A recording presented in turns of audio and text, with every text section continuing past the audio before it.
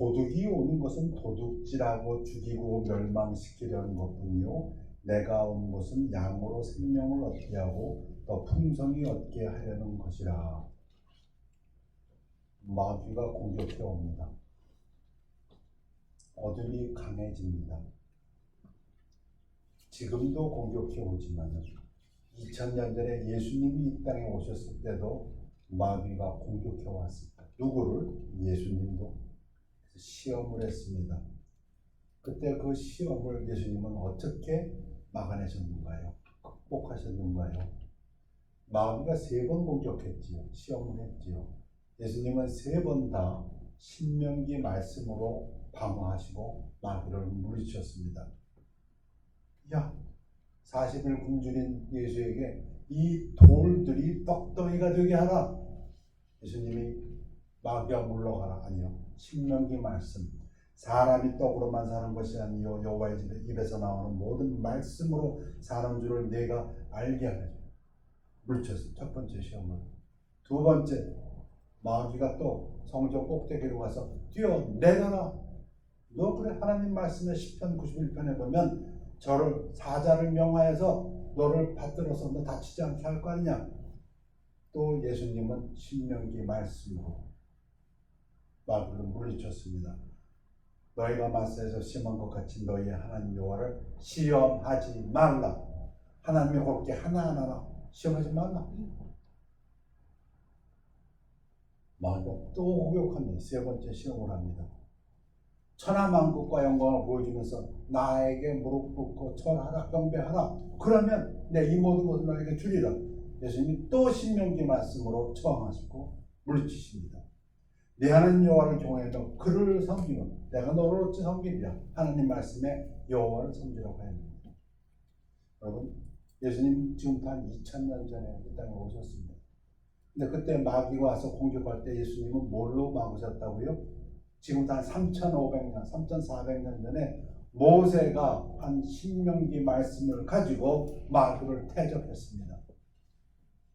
저는 지금도 오늘날도 똑같다고 믿습니다. 베드로가, 사도 바울이 사자가, 우는 사자가 심지어 구원받은 성도들도 삼키려고 돌아다닌다고 했습니다. 여러분 어떻게 대적하실까요? 마귀가 오는 것은 죽이고 멸망시키고 빼앗으라고 하는데 뭘로 대적할까요? 믿음으로요. 어떤 믿음으로? 말씀으로.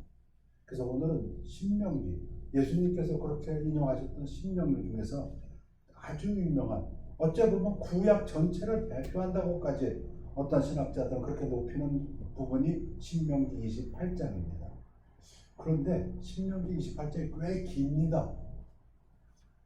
한 구절로 하면 순종은 축복이요 불순종은 저주다 이렇게 표현이 되는 장인데 이게 68장이나 됩니다. 여러분, 하나님께서 왜 요 간단한 캐치프레이즈 순종하면 축복이요 불순종하면 저주인데 이거를 68구절이나 나열하시면서 설명하셨을 거예요. 그런데 더 이상한 것은 축복에 관한 구절보다 저주에 관한, 불순종에 관한 구절이 3배 이상 됩니다. 자, 신명기 28장 누구나 읽고 믿고 또 묵상하는 구절인데 탈벗 신학교의 교수 존 하치슨이 요약한 것으로 오늘 소개합니다. 신명기 28장을 요약하면 세수를 나눈다. 순종을 하면 하나님이 구약시대에 바알신을 섬겼고 아스타로스를 섬겼다. 아니, 그런 게 아니고 요즘으로 말하면 돈이 아니고 재벌이 아니고 백이 아니고 내 능력이 아니고 하나님이, 순종도 하나님이 축복하고 불순종도 하나님이 재수가 없어서가 아니고 운이 없어서가 아니고 돈이 없어서가 아니고 백이 없어서가 아니고 하나님이 저주를, 축복에는 3가지를 요약했습니다. 뭐 어떻게 요약할 수도 있습니다. 그러나 저는 이것이 가장 잘 요약했다고 믿어서 소개합니다. 적에 대한 승리를 주신다. 이게 첫 번째. 두 번째는 일상생활에서 번영을 주신다. 세 번째는 민족 중에서 뛰어나게 하신다. 첫 번째 거. 적에 대해서 승리, 빅토리를 주신다. 근데 68구절 중에서 적에 대해서 승리를 준다는 구절은 한 구절이에요. 7절. 한 구절입니다. 그런데 그럼 불순종하면 적에게 패배당하고 적에게 압제를 당한다. 이거는 23구절입니다. 불순종했을 경우에 이런 일이 일어난다. 패배와 압제인데 defeat and oppression인데 우선 순종했을 경우에 한 구절입니다. 여호와께서 너를 대적하기 위해 일어난 적군들을 네 앞에서 패하게 하시리라. 그들이 한 길로 너를 치러 들어왔으나 네 앞에서 7길로 도망하리라. 이게 승리하리라. 그런데 하나님 말씀을 불순종했을 때는 꽤 깁니다. 뭐 다 인용하려면 그걸로도 오늘 설교 시간에 다 지나가서 몇 개만 추려봅니다. 여호와께서 네 적군 앞에서 너를 패하게 하시리니 네가 그들을 치러간 길로 나가서 그들 앞에서 7길로 도망할 것이며 네가 또 땅의 모든 나라 중에서 흩어지고 적에게 승리하지 못하면 이렇게 된다. 네가 도망가기 바쁘고 네가 흩어지게 된다. 근데 더 구체적으로 얘기하시면 네 시체가 공중의 모든 새와 땅의 짐승들의 밥이 될 것이나 그것들을 쫓아줄 자가 없을 것이나 죽음이다. 적에게 패배하고 압제당한 죽음이다. 또 다르게 설명하십니다. 네가 여자와 약혼하였으나 다른 사람이 그 여자와 같이 동침할 것이요 집을 건축하였으나 거기에 거주하지 못할 것이요 포도원을 심었으나 네가 열매를 따지 못할 것이다. 이게 네가 승리하지 못했다는 것이다. 네 소를 내 목전에서 잡았으나 네가 먹지 못할 것이며 네 나귀를 내 목전에서 빼앗겨도 도로 찾지 못할 것이며 네 양을 원수에게 빼앗길 것이나 너를 도와줄 자가 없을 것이며 요즘으로 치면 네가 사업을 해도 원수에게 넘어간다. IMF 때문에 넘어가는 것이 아니고 조금 표현을 달리하면 뭐가 어째서 넘어가는 것이 아니고 하나님에게 불순종하면 하나님이 그렇게 하시겠다 이런 뜻입니다. 그러면 기업, 사업, 재산만 그러냐? 아니 자녀까지도 내 자녀를 다른 민족에게 빼앗기고 종을 생각하고 짜증으로 눈이 피곤해지면 내 손에 힘이 없을 것이며 심지어는 우리가 사랑하는 자녀까지도 마귀의 밥이 된다. 내 토지 소산과 내 수고로 얻은 것을 내가 알지 못하는 민족이 먹겠고 너는 항상 압제와 학대를 받을 뿐이니 너는 이러므로 내 눈에 보는 일로 말미암아 네가 미치리라. 여기도 하나님 말씀입니다. 여호와께서 내 무릎과 다리를 쳐서 고치지 못할 심한 종기를 생기게 하여 발바닥에서부터 정수리까지 이르게 하시리라. 누가? 하나님이. 너희 중에 우고하는 이방인은 점점 높아져서 네 위에 뛰어나고 안 믿는 저 사람들은 점점 더 잘되고 그런 뜻이죠. 이방인은 하나님을 모르는 저 사람들은 오히려 점점 더 잘되고 너는 점점 낮아질 것이며 그는 내게 구워줄지라도 너는 그에게 구워주지 못하리니 그는 머리가 되고 너는 꼬리가 될 것이다. 이게 적에게 패배한다는 뜻이다. 네가 줄이고 목마르고 헐벗고 모든 것이 부족한 중에서 여호와께서 보내사 너를 치게 하실 적군을 섬기게 될 것이니 그가 철멍에를 네 목에 메어 마침내 너를 멸할 것이라. 내 가축의 새끼와 내 토지의 소산을 먹어 마침내 너를 멸망시키며 또 곡식이나 포도주나 기름이나 소의 새끼나 양의 새끼를 너를 위하여 남기지 아니하고 마침내 너를 멸절시키리라. 적에게 패배한다는 것은 이런 뜻이다 하고 하나님께서 여러 면으로 설명해 주십니다.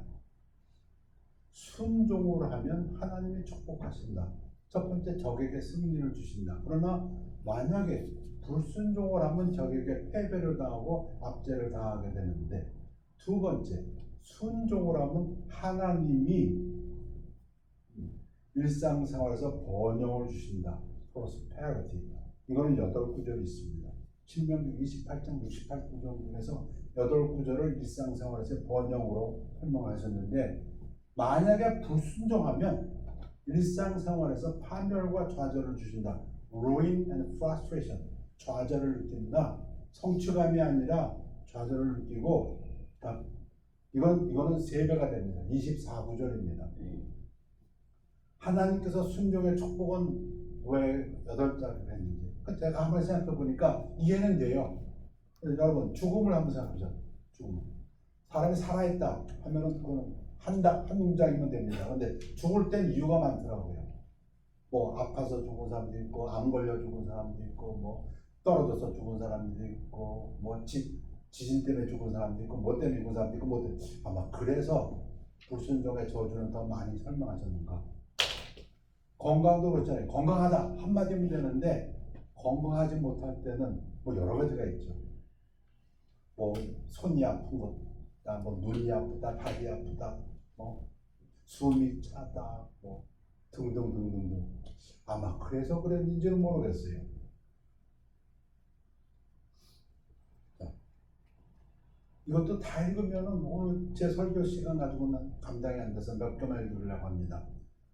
불순종하실 경우에 하나님께서 저주를 주시는데 내가 성읍에서도 저주를 받으며 들에서도 저주를 받을 것이요 어디 피할 곳이 없다 그런 얘기죠. 피할 곳이 없다. 어디를 가도 그런가 하면 또 내 광주리와 떡반죽것이 저주를 받을 것이요 먹는 식생활이 그렇죠. 먹는 것에 내 몸의 소생과 내 토지의 소상과 내 소와 양의 새끼가 저주를 받을 것이며 너뿐이 아니고 너와 자녀들까지 심지어는 가축의 새끼까지 내가 들어와도 저주를 받고 나가도 저주를 받으리라. 어디를 가더라도 내가 악을 행하여 그를 잊음으로 내 손으로 하는 모든 일에 하나님 여호와께서 저주와 혼란과 책망을 내리사 망하며 속기 파멸하게 하실 것이며 저주 혼란스럽다. 인생이 혼란스러워지고 책망이 있게 되고 여호와께서 내 몸에 연병이 들게 하사 내가 들어가 찾아내서 마침내 너를 멸하시라. 병을 얻게 되고 병도 여러 가지로 설명하세요. 왜 이렇게 말씀하셨을까? 여호와께서 폐병과 열병과 염증과 학질과 한재와 풍재와 썩는 재앙으로 너를 치시리니 이 재앙들이 너를 따라서 너를 진멸하게 할 것이다. 머리 위에 하늘은 노시 되고 내 아래 땅은 철벽. 우리말 표현에 하늘이 노랗다고 표현이 있죠. 그렇게 될 거다. 여호와께서 비 대신에 티끌과 모래를 내 땅에 내리시리니 그것들이 하늘에서 내 위에 내려 마침내 너를 멸하리라. 여호와께서 애굽의 종기와 치질과 괴혈병과 피부병으로 너를 치시니 네가 치유받지 못할 것이며. 여러분 인생의 병은 있습니다. 근데 하나님 말씀이 뭡니까? 치유를 못 받는다 이렇게 말씀하십니다. 여러분 디모데도 병 걸렸어요. 그렇죠? 또 사오더 발과 같이 일했던 많은 사람들이 병에 걸렸어요. 그래서 교회들이 열심히 기도했어요. 아버브로티테도 병에 걸렸어요. 죽을 병에 걸렸어요. 그래서 교회가 기도했어요. 근데 그가 나아가고 교회에 기쁨이 됐다 그랬어요. 디모데도 병에 걸렸어요. 사도 바울이 좀 포도주를 좀 써봐라. 사도 바울도 병에 걸렸어요. 괴로웠어요. 하나님 앞에 3번 이상을 간구했다 그랬어요. 근데 하나님 안 들어줘요. 아픈 사람이 있습니다. 교회도 있고 우리도 아프고 저도 아프고. 근데 하나님이 여기서 하시는 말씀은 무엇인가? 치유가 안 될 것이며 여호와께서 너를 미치는 것과 눈먼 것과 정신병으로 치시리니 주변에서 봅니다. 어떤 사람들 사업에 실패하고 거의 돌다시피 되는 사람들 좀 봅니다. 맹인이 어두운 데서 더듬는 것 같이 내가 백주에도 더듬고 내 길이 형통하지 못하여 항상 압제와 노력을 당할 뿐이니 너를 구원할 자가 없을 것이며. 하나님의 말씀이 그냥 한 번 해도 되실 것 같다가 반복하고 있다는 것을 느끼게 됩니다. 내가 많은 종자를 들에 뿌릴지라도 메뚜기가 먹음으로 거둘 것이 적을 것이며 내가 포도원을 심고 가꿀지라도 벌레가 먹음으로 포도를 따지 못하고 포도주를 마시지 못할 것이며 네가 모든 경내에 감람나무가 있을지라도 그 열매가 떨어지므로 그 기름을 네 몸에 바르지 못할 것이며. 왜 하나님께 구체적으로 말씀하실까요? 하나님의 뜻이 분명하시기 때문에 하나님 말씀을 따를 때 하나님 주신 축복이 너무도 분명하고 하나님 말씀을 순종하지 않을 때 하나님께서 내린 저주가 너무도 분명하기 때문에 정말 그림을 보는 수 듣고 있지만 마치 활동사진을 보는 것처럼 우리 눈에 그것이 보이듯이 하나님께서 일일이 설명을 하고 계십니다. 내가 자녀를 낳을지라도 그들이 포로가 되므로 너와 함께 있지 못할 것이며 여호와께서 네 재앙과 네 자손의 재앙을 극렬하게 하심으로 그 재앙이 크고 오래고 그 질병이 중하고 오래할 것이라. 여호와께서 내가 두려워하던 애굽의 모든 질병을 내게로 가져다가 내 몸에 들어붙게 하실 것이며 또 이 율법책에 기록하지 않은 모든 질병과 모든 재앙을 네가 멸망하기까지 여호와께서 내게 내리실 것이니. 말씀드린 대로 이거 설명이 필요하지 않구나. 제가 말씀을 준비하면서 하나님께서 일일이 구체적으로 하신 그 이상으로는 더 이상 설교자가 더 설교할 필요가 없을 정도로 시간이 더 허락된다면 그냥 28장을 처음부터 끝까지 68구절을 다 읽으면 될 정도로 하나님께서 구체적으로 자세하게 여러 면에서 설명을 해 주십니다. 그래서 정리를 하면 순종을 하면 하나님이 바알신이 아니고 아스타롯이 아니고 부처가 아니고 정말 답답해요. 뭐가 답답한지요? 일주일에 한 번씩 보는 프로그램 세계 테마기에 보면요. 그 똑똑한 사람들, 잘생긴 사람들, 여유 있는 사람들, 세계 곳곳을 여행하는 사람들 부처 앞에 가서 절하는 걸 봐요. 힌두 신 앞에 가서 절하고 여기다 이렇게 찍한 거 바르고 자기 영혼을 파는 것을 몰라요. 저주가 임하는 것을 몰라요. 하나님께서 제일 싫어하는 것이 우상 숭배인데 우상 숭배를 하면서도 웃고 있어요. 심지어 돈까지 주고 있고요. 제가 금년도에 구령하신 보플러스 이병사장한테 얘기했어요. 제가 가르쳐드리지 못해서 죄송합니다만 지금이라도 말씀드립니다. 태국 가고 라오스 가고 베트남 갔을 때 불교 신전나 그 불교 상 앞에 가서 절하면 안 됩니다. 저는 왜요? 다 좋은 게 좋은 거 아니요. 첫째, 적에 대한 승리를 주신다. 둘째, 일상생활에서 번영을 주신다. 셋째, 민족 중에서 뛰어나게 하신다. 민족 중에서 뛰어나게도 축복은 한두 구절 말씀하시지만 저주에 관해서는 여러 구절을 말씀하셨어요. 지난주에 제가 들은 이야기 중에서 참 복된 얘기가 이 구절입니다. 그런즉 너희는 먼저 하나님의 나라와 그의 의를 구하라. 그리하면 이 모든 것을 너희에게 더하시리라. 이 구절을 인용하시진 않았지만 여러분 창조과학의 김명현 박사님 참 명철하신 말씀을 하나 하더라고요. 무슨 말씀하시냐면 하나님의 나라를 자기는 본대입니다. 그래서 무슨 말씀하시나 했더니 이번 이야기가 참 명철하게 얘기하세요. 여러분 페르시아 그 전에 바벨론 왕국이 있었죠. 바벨론 왕국 지금 망했습니다. 지금 없습니다. 왜? 바벨론 왕국의 법을 지키는 사람이 지금 이 땅에는 아무도 없습니다. 그게 망한 거죠. 그 다음에 페르시아 왕국이 있었습니다. 지금 페르시아 왕국의 법을 지키는 사람이 있습니까? 아무도 없습니다. 그러니까 망한 거죠.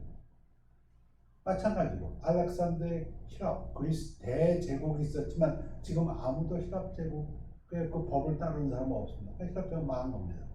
여러분, 우리가 지금 미국에 살고 있습니다. 왜 미국이 지금 살아있습니까? 미국 법을 지키는 사람들이 있으니까. 미국 법에 따라서 세금 내는 사람이 있고 그 사람이 미국 시민권자라면 저 한국에 가 있다 할지라도 한국에서도 미국 시민법에 의해서 세금도 내고 그러고요. 여행을 하더라도 어느 나라를 돌아다니도 미국 법에 따라서 여행을 하지 않습니까? 자녀들을 교육하는 것도 미국 법에 따라서 그러니까 미국은 지금 존재합니다. 그렇다면 자기는 어느 나라를 가더라도 거기서 예수 그리스도로 섬기는 사람들 주일 되면 교회 가서 예배드리고 물질이 있으면 그 물질로 11조로 또 하나님 드리는 사람들을 만나게 되고 하나님의 나라의 확장을 위해서 예수를 증거하는 사람들을 보면 자기는 하나님의 나라를 봅니다. 그 사람들을 통해서 하나님 나라를 자기는 봅니다. 그 말이 참 저에게 복이 되고 은혜가 되었습니다. 그렇지 아니한가? 왜냐하면 신학자들은 이렇게 얘기합니다. 하나님 나라는 already but not yet 이렇게 설명합니다. 이 아주 논쟁이 큰 논쟁입니다. 하나님 나라가 이 땅에 임했느냐? 그 성경을 보면 하나님 나라가 이 땅에 임했다고 예수님께서 말씀하셨어요. 그런데 또 다른 구절을 보면 아직 하나님 나라는 이 땅에 임하지 않았습니다. 언제 임합니까? 예수님이 이 땅에 오실 때, 재림하실 때. 그러니까 그 표현을 뭐라고 했냐면 already, 이미 왔다. 그리고 나서 그 다음에 뭐라고 하면 not yet, 아직 안 왔다. 그렇게밖에 설명을 못하는 거죠. 사람의 지혜로는. 여러분, 우리가 하나님 나라를 구할 때, 우리가 하나님 나라에서 살 때 우리 삶의 방향입니다. 오늘 신명기 28장을 2000년 전에 예수님은 마귀의 시험에 대적하기 위해서 3400년 전에 신명기 말씀으로 대적했는데, 오늘 우리는 신명기 28장, 지금부터 3400년 전에 쓰여진 그 말씀을 읽으면서 신명기 28장에서 주시는 그 방향을 보고자 합니다. 우리가 너희가 먼저 그의 나라와 그의 의를 구하면 이 모든 것을 더하시리라 했는데, 우리가 하나님 나라를 구할 때, 그 나라의 시민으로 살 때, 그래서 하나님 나라의 법에 의해서 주일날은 예배를 드리고 물질을 드리고 전도를 하고 기도를 하고 찬양을 드리고, 사람이 많던 적던, 그것이 가정이든 그것이 우리가 여행 중이라 할지라도, 어디에 있다 할지라도 우리가 주일을 기억하고 기도하고 말씀하고 예배를 드린다면, 저는 이것을 신명기 28장의 방향이라고 합니다. 하나님께서 이 신명기 28장 그렇게 구체적으로 쓰신 그 목적은 무엇이었을까? 하나님이 분명히 그렇게 하시기 때문에 어떻게 가난해서 풍요로 생각해 봤습니다. 우리 교회가, 아니 내가 가난해서 풍요해졌는가? 지금도 가난하지만 그러나 내가 가는 길이 풍요로 가는 길인가 생각해 봅니다. 오늘의 설교의 목적, 이 길로 가고 있다는 믿음입니다. 우리가 이 길로 가고 있다. 질병 있습니다. 사도 바울도 질병에 있었고 디모데도 질병에 있었고, 그러나 질병에서 그 질병은 회복으로 가는 길이다. 그것이 하나님의 신명기 28장이 주는 교훈이 아닌가. 오늘날 우리에게 주는 교훈, 우리가 하나님 나라에, 그 나라에서 살 때 죽음, 이미 말씀하셨어요. 예수님께서 너희가 내 말을 듣고 나를 보내신 자를 믿으면 심판을 받지 아니하리니 죽음에서 생명으로 옮겼느니라. 우리는 생명으로 나가는 자들이다. 파멸, 마귀가 오는 것은 destroy, 파멸시키러 온다. ruin, 아니다. 우리는 파멸될지라도 거기서부터 성취로 나아가는 그 방향에 있는 사람들이다. 방향이 얼마나 중요한가. 어느 길로 가고 있는가. 넓은 길, 가기 쉽고 좁고 많은 사람이 가지만 방향이 지옥이다. 오늘은 내가 가는 것이 한 걸음밖에 못 갈지라도 그 방향이 옳은 방향이라면 그 길로 가야지. 내가 이쪽으로 미끄럼을 타면 1초에도 10m를 가는데 그 아니요. 방향이 중요하지 않냐가. 신명기 28장을 하나님께서 오늘 우리에게 다시 묵상하게 하시는 이유는, 우리가 가는 방향이, 우리가 그의 의는 구원입니다. 우리의 의로가 아니라 하나님 예수 그리스도의 의로 구원받고, 우리가 하나님 나라를 구하면 먼저, 여러분 조심해야 됩니다. 하나님 말씀을 지켜 행하면 그 다 지킬 사람은 이 세상에 아무도 없습니다. 그렇게 이해하시면 오늘 설교는 고개 숙이고 저를 나가야 됩니다. 세상에 하나님 말씀에서 다 지킬 수 있는 사람은 없습니다. 그러나 우리가 마음속에 그 법을 가지고 있으면, 그런 뜻입니다.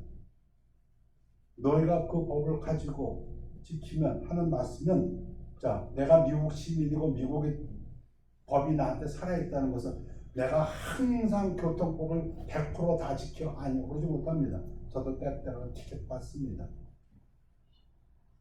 제가 모든 미국을 100% 아니요. 그러나 제 마음속에 미국의 법은 항상 살아 있습니다. 내가 어디 곳에 여행할지라도 내가 미국 사람이고 미국 법을 따라야 된다는 것을 나는 알고 있습니다. 마찬가지입니다. 성도가 하나님 말씀 모든 경을 다 지킬 수 있는 사람은 이 세상에 예수님밖에 없습니다. 그러나 우리 성도의 마음속에는 하나님의 나라가 있습니다. 그 법이 있습니다. 그럴 때 압제를 받는 것이 아니라 지배, 컨트롤, 우리의 삶을 컨트롤한다고 저는 믿습니다. 우리의 삶의 방향이 가난이 아니고 풍요로 나아가는 것, 이것이 좁은 길이요 좁은 길이라 할지라도 우리의 삶이 질병에서 회복으로 나아가고 죽음에서 생명으로, 파멸에서 성취로, 압제에서 지배로. 순종의 결과, 우리가 잘 아는 한 구절입니다. 순종은 축복이요 불순종은 저주다. 그러나 하나님께서는 그것을 68구절로 다 나누어서 일일이 삶의 여러 면에서 설명을 해주셨습니다. 예수님께서 마귀를 신명기의 말씀으로 대적하셨다면 오늘날도 우리들이 하나님 나라의 법을 가지고 사는 우리들이 신명기 말씀을 통해서 어둠이 강해진다 할지라도 빛이 더 강하게 발할 수 있도록 우리 마음속에서 우리의 삶의 방향을 분명히 붙잡고 나아가시는 여러분들 되시기를 축복합니다.